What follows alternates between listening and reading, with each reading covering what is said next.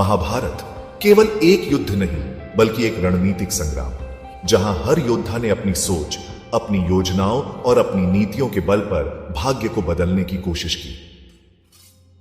लेकिन क्या आपने सोचा है कि पांडवों की जीत और कौरवों की हार के पीछे असली कारण क्या थे? पांडवों ने अपनी जीत के लिए सिर्फ बाहुबल पर भरोसा नहीं किया, बल्कि कुशल रणनीति और गठबंधनों की ताकत से कौरवों को हराया। पांडवों ने अपने शत्रुओं से अकेले नहीं लड़ा, उन्होंने कृष्ण, द्रुपद, सात्यकी और वीर अभिमन्यु जैसे योद्धाओं को अपने पक्ष में किया। द्रौपदी से विवाह करके उन्होंने पांचाल का समर्थन भी हासिल किया।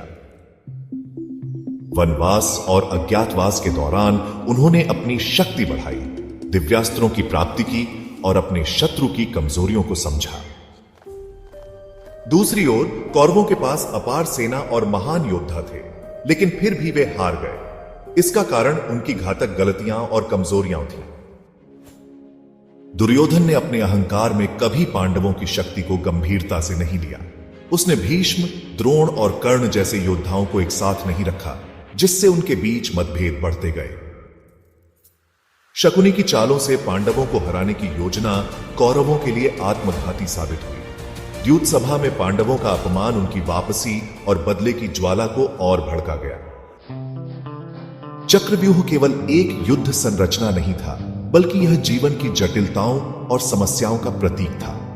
अभिमन्यु को इसमें घुसने की कला तो आती थी, लेकिन निकलने की नहीं। यह हमें सिखाता है कि जीवन में कई बार हम समस्याओं में फंस जाते हैं, लेकिन उनसे बाहर निकलने का सही मार्ग हमें पहले से सीखना चाहिए।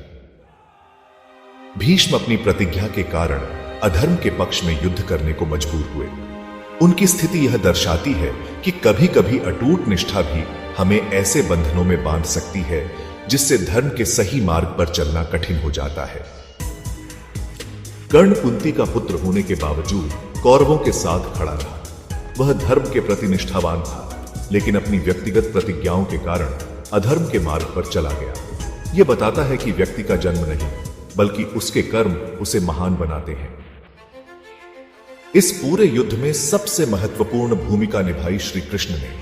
वे केवल अर्जुन के सारथी नहीं थे, बल्कि पूरे युद्ध के मास्टरमाइंड थे।